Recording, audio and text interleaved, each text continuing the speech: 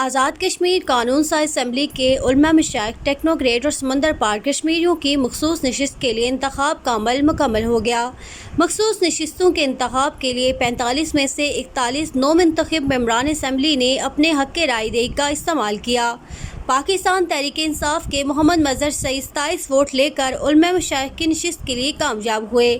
پاکستان تحریک انصاف کے کامیاب ہونے والے مظہر سعید کے مد مقابل امیدوار مسلم لیگ نون کے صاحبزادہ سلیم چشتی نے 13 جبکہ پیپلز پارٹی کے فضل رسول طاہر نے 1 ووٹ حاصل کیا۔